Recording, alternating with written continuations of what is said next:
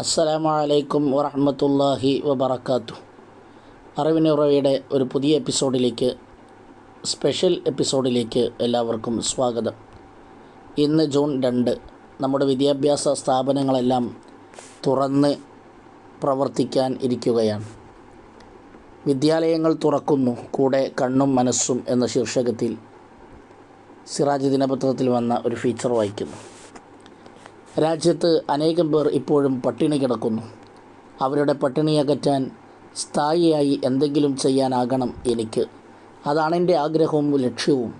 കഴിഞ്ഞ വർഷം 10ാം തരത്തിൽ നിന്ന് ഫുൾ A+ഓടെ വിജയിച്ച മലപ്പുറത്തെ അഫാൻ എന്ന വിദ്യാർത്ഥിയുമായി സംസാരിച്ചപ്പോൾ പറഞ്ഞ വാക്കുകളാണിത്. ജീവിതം മെച്ചപ്പെടുത്താൻ കണ്ട ലക്ഷ്യത്തെക്കുറിച്ച് പലരും പറയാറുണ്ടെങ്കിലും ജീവിക്കുന്ന സാമൂഹിക സാഹചര്യങ്ങളെ മുൻനിർത്തി അവശതയനുഭവിക്കുന്ന ജനവിഭാഗങ്ങളെ ഉയർത്തിക്കൊണ്ടുവരാൻ ലക്ഷ്യം കാണുന്ന പുതുതലമുറ നൽകുന്ന പ്രതീക്ഷ ചെറുതൊന്നുമല്ല. അവരെ രൂപപ്പെടുത്തുന്ന ഇടങ്ങളിൽ പ്രധാനമാണല്ലോ വിദ്യാലയങ്ങൾ. അറിവന്വേഷിച്ച് വിദ്യാലയങ്ങളിലേക്ക് വീണ്ടും എത്തുകയാണ് വിദ്യാർത്ഥികൾ. സ്കൂൾ വിദ്യാഭ്യാസം കഴിയുന്നതോടെ അത്യാവശ്യം പഠിച്ചു എന്ന വിചാരത്തിലേക്കുള്ള കുട്ടികളും രക്ഷിതാക്കളുമല്ല ഇപ്പോഴുള്ളത്.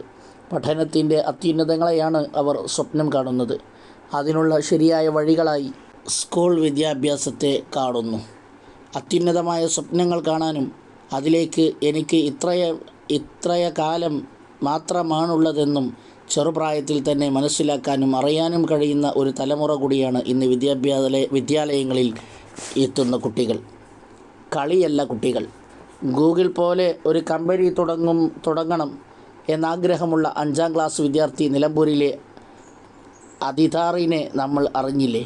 3ാം ക്ലാസ്സിൽ നിന്നാണ് ഈ മിടുക്കൻ കമ്പ്യൂട്ടറിനോട് കൂട്ടുകൂടാൻ തുടങ്ങിയത്. ഗെയിം ഡെവലപ്പിംഗ് മുതൽ വെബ്സൈറ്റ് ഡിസൈനിങ് വരെ അതിതാർ ഇപ്പോൾ ചെയ്തുകൊണ്ടിരിക്കുന്നു. നോർത്ത് ഇടപ്പള്ളിയിലെ റൗൾ ജോൺ എന്ന 10ാം ക്ലാസ്സുകാരനെയും അറിയണം.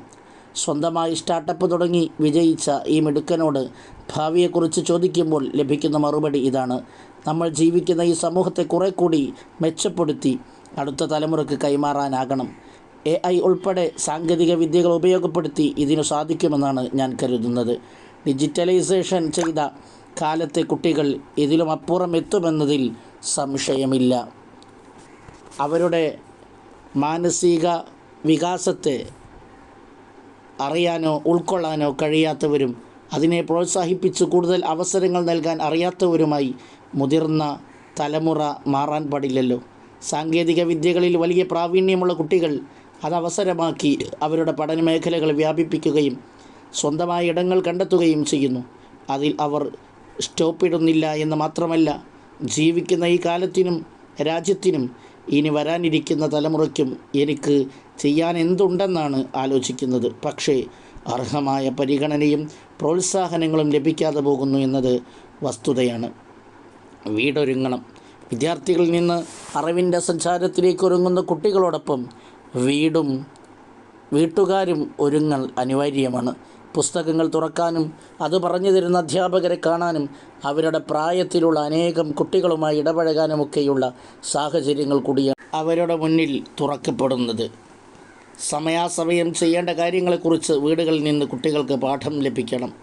അധ്യാപകരോടും കൂട്ടുകാരോടും ഇടപെടേണ്ട രീതികളും സ്വഭാവ ശീലങ്ങളും പകരേണ്ടത് ഇവിടെ നിന്ന് തന്നെയാണ്.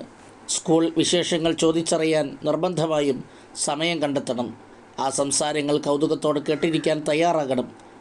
അവിടെ കുട്ടികൾ മനസ്സു തുറന്നാണ് സംസാരിക്കുന്നത്. ഭീതിപ്പെടുത്തുന്നതോ ആശ്ചര്യമുളവാക്കുന്നതോ ആയ ഏത് സാഹചര്യങ്ങളിലൂടെ അവർ കടന്നുപോയിട്ടുണ്ടെങ്കിലും അതിന് രക്ഷിതാക്കളുടെ മുന്നിൽ മടികൂടാതെ പറയാനുള്ള ശീലവും ധൈര്യവും കുട്ടികൾക്ക് പകരാൻ കൂടി ഈ സാഹചര്യം ഉപകരിക്കും. ഈ സംസാരങ്ങളിൽ തെറ്റായി തോന്നുന്ന കാര്യങ്ങളെ അപ്പോൾ തന്നെ തിരുത്താനും കഴിയേണ്ടതുണ്ട്. പഠിച്ച ഭാഗങ്ങളെക്കുറിച്ച് ചോദിച്ചറിയുക. വീട്ടിൽ പഠന സാഹചര്യം ഒരുക്കുക.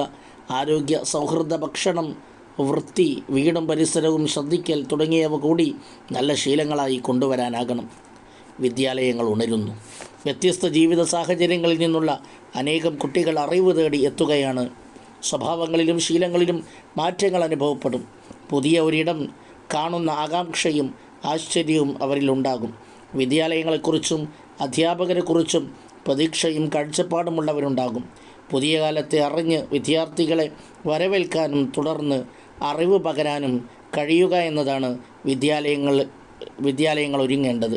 ചെറുപ്രായത്തിനിടയിൽ തന്നെ അറിവിൻ്റെ വലിയ ലോകത്തെ പരിചയപ്പെട്ടവരാണിവർ. അവരുടെ